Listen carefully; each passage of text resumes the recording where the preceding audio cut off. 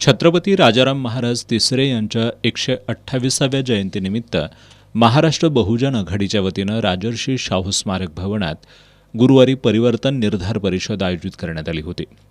इतिहास अभ्यासक डॉक्टर अनिल माने, इंद्रजित सावंत, संविधान अभ्यासक राजवैभव शोभा रामचंद्र यांची यावेळी प्रमुख उपस्थिती होती. यावेळी बोलताना इतिहास अभ्यासक इंद्रजित सावंत यांनी छत्रपती राजाराम महाराज यांच्यावर खूप कमी साहित्य उपलब्ध असल्याची खंत व्यक्त केली. राजर्षी शाहू महाराजांचं काम पुढं सुरू ठेवण्याचं आणि ब्राह्मणेतर लढा पुढं चालू ठेवण्याचं मोठं आव्हान छत्रपती राजाराम महाराजांनी पेलून दाखवल्याचं त्यांनी नमूद केलं. छत्रपती राजाराम महाराज हे बहुजन पुरोहिताकडून राज्याभिषेक करून घेणारे देशातले पहिले राजे होते, असं इंद्रजित सावंत यांनी सांगितलं. राजाराम महाराज आणि आईसाहेब महाराजांनी खंबीर भूमिका घेतली आणि पहिल्यांदा भारताचा तुम्ही इतिहास काढा, धर्मशास्त्राच्या इतिहासाचं म्हणतोय की भारताच्या धर्मशास्त्राच्या इतिहासामध्ये तुम्ही जावा. पहिल्यांदा बहुजन मराठा पुरोहिताकडनं एखाद्या राजाचं अंतिम कार्य झालं. हा विचार जगवला राजाराम महाराज.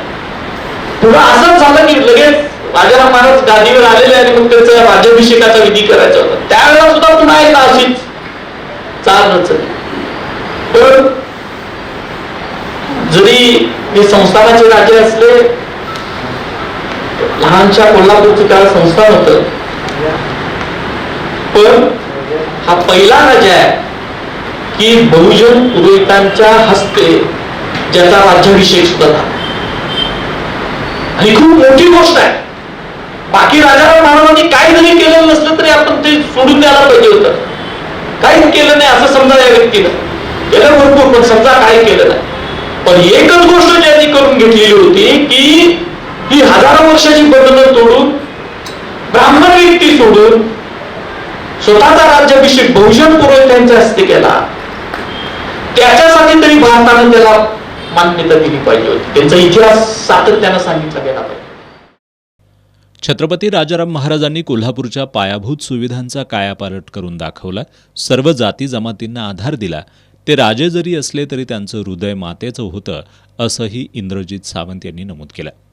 तीर्थक्षेत्रांना 1000 कोटींचा निधी, मात्र राजर्षी शाहूंचं जन्मस्थळ, स्मारक यासाठी सरकारकडे निधी का नाही, असा सवाल सावंत यांनी उपस्थित केला.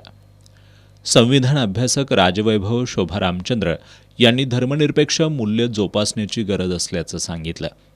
केंद्र सरकारनं संविधान हत्या दिवस हा शासकीय स्तरावर राबवलेला कार्यक्रम कसा चुकीचा होता आणि हा त्यांचा डाव कसा हाणून पाडला, याबद्दल त्यांनी माहिती दिली. डॉक्टर अनिल माने यांनी छत्रपती राजाराम महाराजांच्या अनेक पैलूंवर प्रकाश टाकला. आजऱ्यामध्ये 1934ला गोळीबार होऊन 12 मुस्लिम बांधवांची हत्या झाली होती. यामध्ये छत्रपती राजाराम महाराजांनी निकाल देत इचलकरंजीच्या घोरपडेंना दोषी ठरवून त्यांच्यावर कारवाई केली होती.